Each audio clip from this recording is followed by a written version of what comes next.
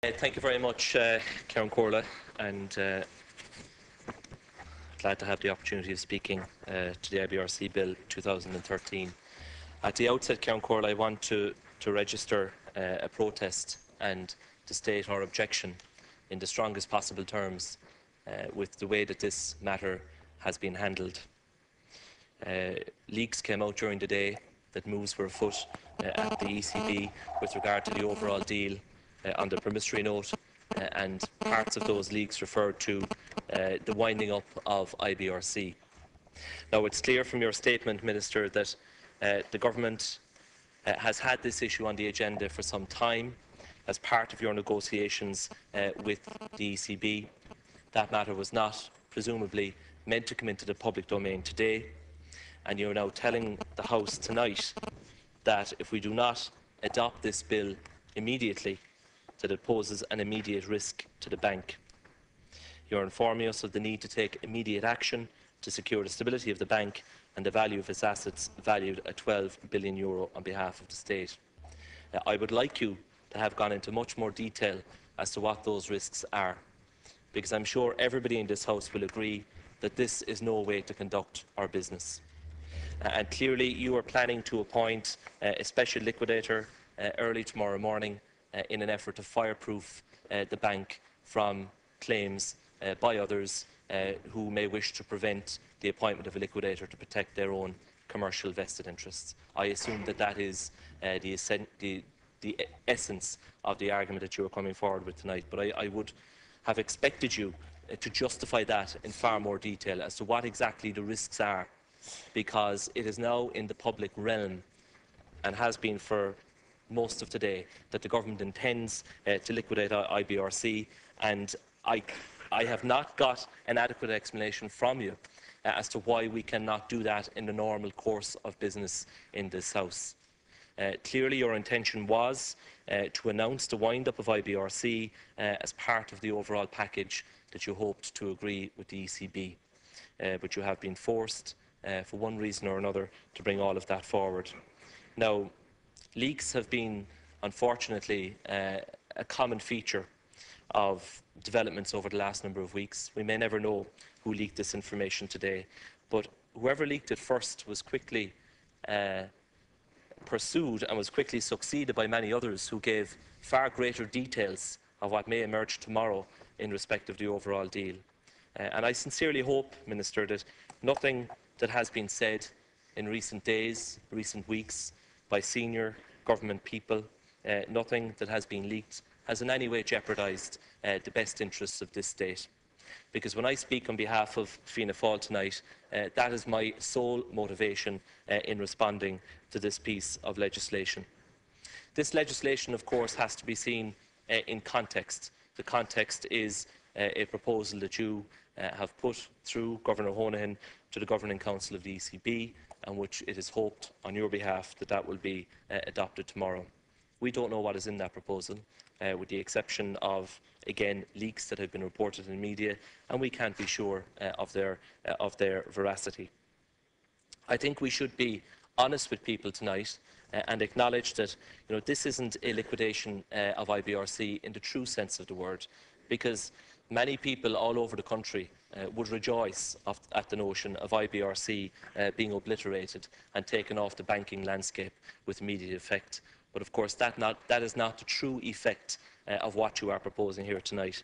This is a technical liquidation of IBRC, which will involve, for example, all of the assets of IBRC being transferred to NAMA, and they will be worked out in the fullness of time in the normal course of business. A normal liquidation, as you well know, Minister, and we have seen far too many of them in the last number of years in Ireland than we would have liked to have seen, involve a liquidator being appointed, all of the assets being realised immediately, which would involve fire sailing all of your assets, and whatever is left the creditors will get in order of the hierarchy that's set out in the Companies Acts.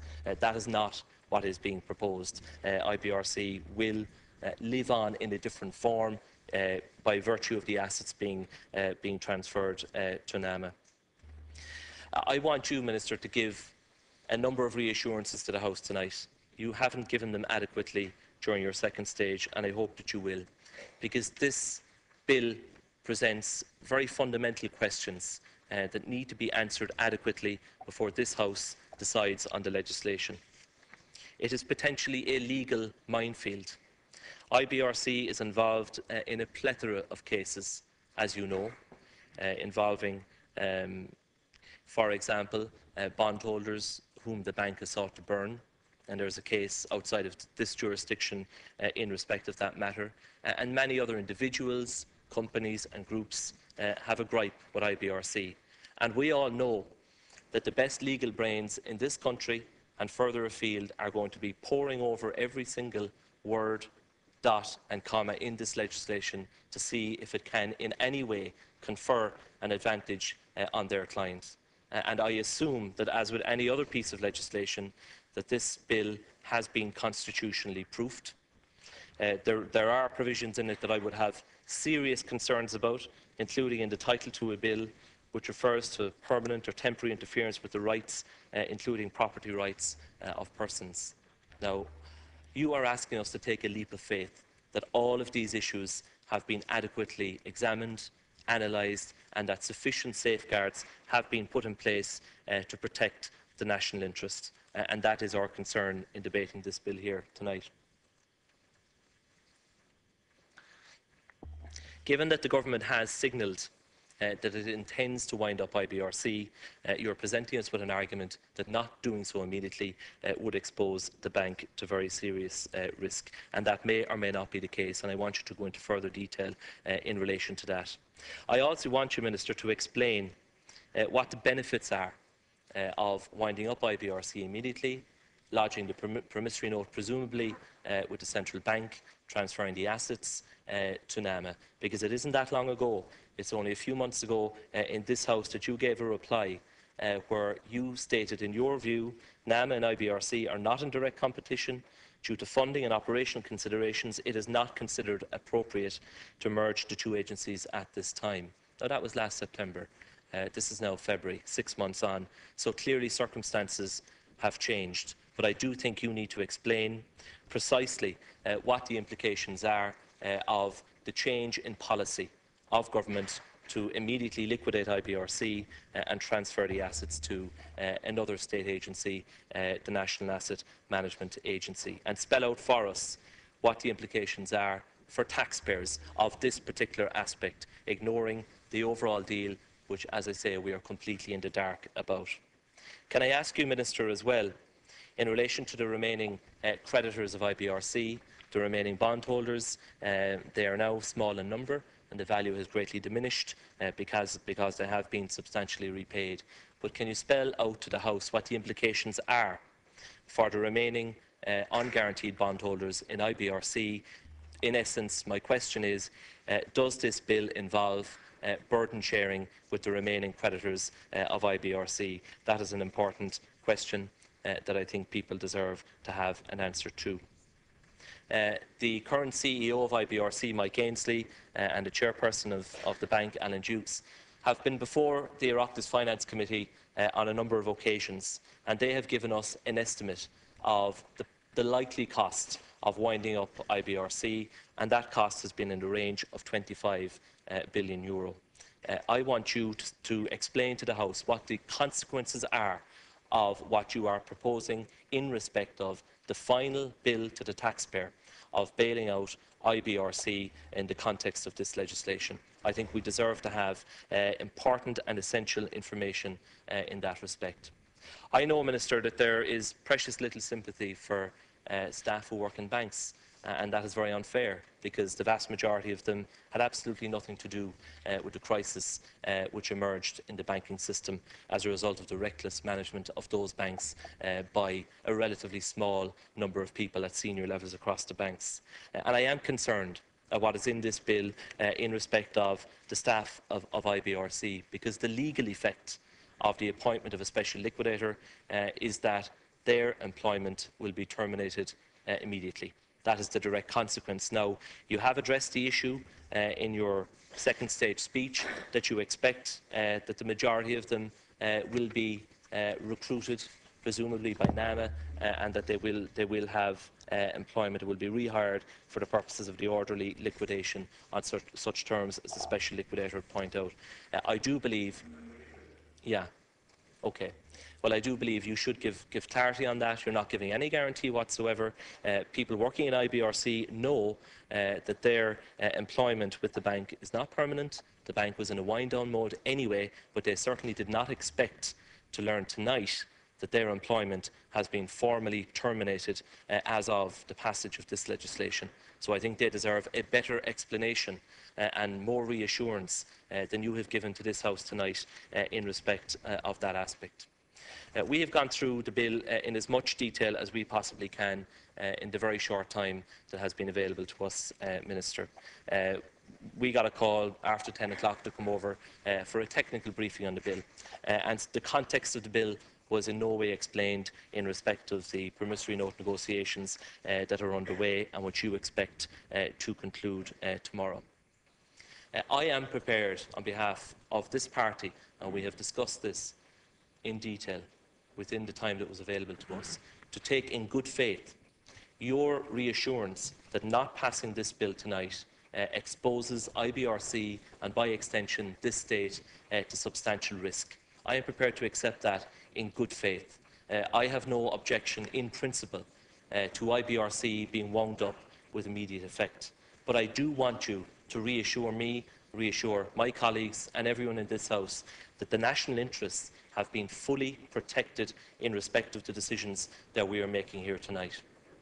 Now, I am not giving you any carte blanche, Minister, in respect of any deal that you may or may not announce tomorrow in this House, and I hope you do announce a deal. I sincerely do.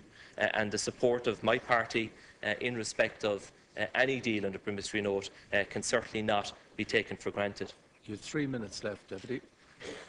3 minutes. Thank you, Ciarán Comhairle.